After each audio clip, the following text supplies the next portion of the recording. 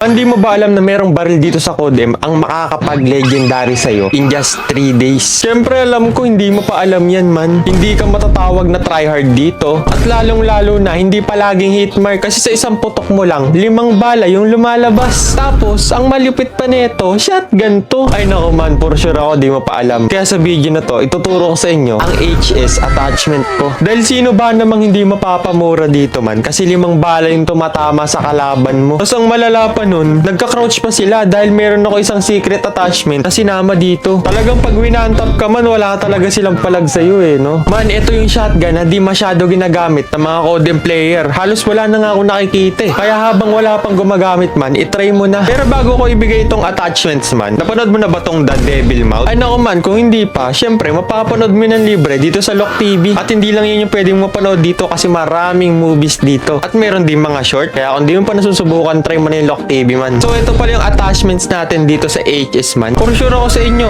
3 days lang magle-legendary agad kayo dyan. Hindi kayo magsisisi man. At for sure mapipikon yung mga kalaban. Kaya ano pang ginagawa mo man, kung natulungan na naman kita sa video na to, pindutin mo na yung follow button